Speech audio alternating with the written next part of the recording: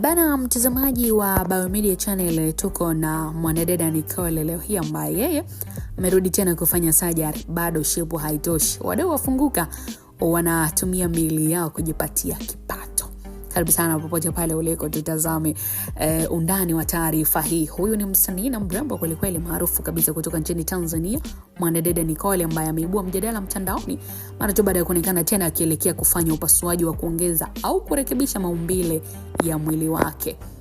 Na kupitia video ambayo imesambaa kwenye mitandao ya kijamii, Nicole ameonekana akiwa hospitalini tayari kwa surgery nyingine, jambo ambalo liliwashangaza mashabiki zake wengi kwani tayari aliwahi kufanya upasuaji kama huu hapo awali. Na katika video hiyo, Nicole anaonekana akiwa katika mazingira ya kliniki akijiandaa na mchakato huo, huku akionyesha kuwa bado hajaridhika na shepu ya mwili wake wa sasa hivi.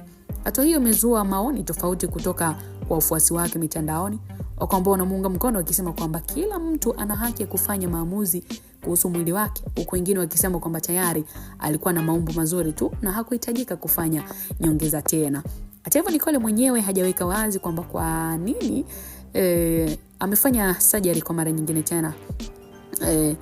Lakini video hiyo inaashiria wazi kuwa bado anaendelea kuboresha muonekano wa mwili wake.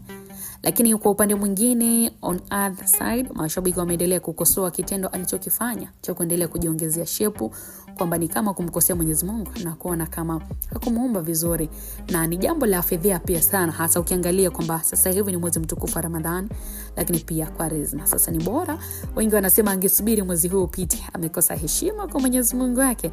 Lakini wapo pia ambao wanadai kuwa wasanii wengi wa kike hapa Bongo wamekuwa wakitumia miili yao ili kuweza kujipatia kipato, kwa maana ya kwamba kujiuza, na ndio maana pia wamekuwa wakijitengeneza kila mara ili wawavutie wanaume wenye pesa, kitendo ambacho si kizuri kabisa, japokuwa maisha ni yao na miili pia ni ya kwao. Lakini kwa maadili ya tamaduni za Kitanzania pia zinakataza kabisa mwanamke kutumia mwili wake kujipatia kipato. Sasa mimi nilitamatisha ile mtazamaji wetu wa Biomedia, kitendo cha Nicole kwenda kufanya surgery kujiongezea shape, kwenda kutengeneza urembo zaidi, ni kwa ajili ya kujiuza kama ambavyo wengi wamekuwa wakizungumza, ama ni kwa ajili tu ya kuweka mwili wake poa kama fashion?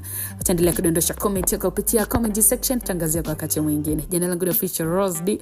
Usije kusubscribe, kushare, like pamoja na kucomment.